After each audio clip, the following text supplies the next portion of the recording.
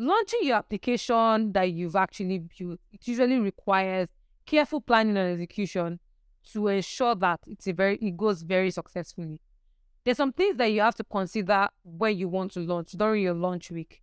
One, you have to set a launch date. You choose a date that gives you enough time to finalize your product, your app. Make sure that your marketing materials are available. So you pick a launch date that is feasible. You don't finish your product today and tell them that your launch date is tomorrow. It doesn't work like that. Give yourself enough time to test, to make sure your app is working properly and that you can market your application that you're working on. The second thing is, for every good application that you're building, you should have a website. It's a place where people can visit to see more information about your particular application or whatever you're building, what features it entails. And when you're building your website or when you're creating a website, it has to be aesthetically pleasing and it has to pass along information. It shouldn't be very difficult to use. It should be simple and straightforward to the point. The next one is finalizing your application. You have to make sure you thoroughly test the application that you're putting out there.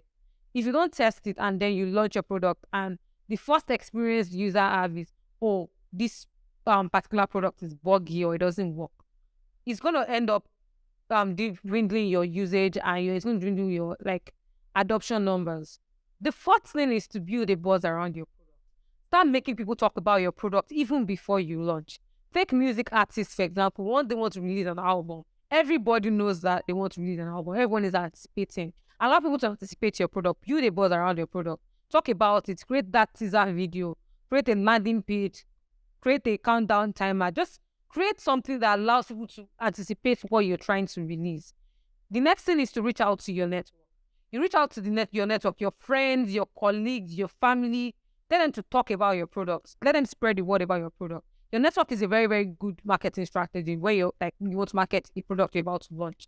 Another thing is to offer incentives. Offer incentives such as a free trial, a discount, exclusive content for people to use your product.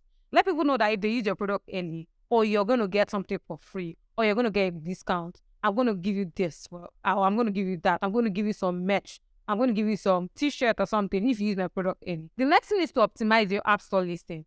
You optimize your app store listing by using relevant keywords, high quality screenshots, SEOs. You basically make your app discoverable. Like if someone is looking for a keyword that is related to your products and they search for it, your product should be able to come up.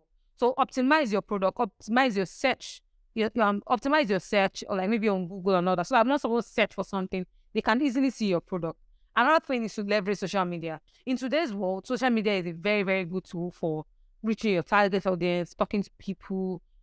Use social media a lot. Use it as much as you can. So use that. Reach out to influencers. You have so many people who are influencers today. You can use them to actually drive adoption of your product. The last thing is to monitor feedback.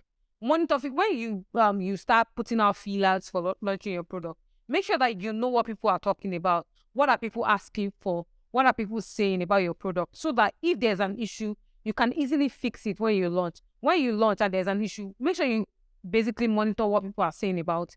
So that once you launch and people give their feedback, you can easily fix it as soon as possible so that you keep the users that have adopted your product early. I said that was the last thing, but let me add one more. Plan for the future. Plan for the future by creating a roadmap for your app development. Use feedback from your users to make improvements and continue to grow your user base. During launch week, it's very important to focus on executing your go-to-market strategy. That is why you wrote it in the first place. It might involve hosting events, creating advertising campaigns, reaching out to influencers. But remember that launching your app is just the first step. To build a successful application, you need to continue to engage with your users. You have to gather feedback. You have to continually iterate on your product to make sure that it's as good as it gets. Be sure to monitor your application's performance, feedback, and so that you can make necessary adjustments.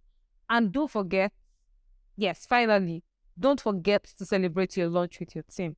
Your team was the one who built this. Celebrate the fact that you have successfully launched the product. You successfully launched your product. After launch, what next?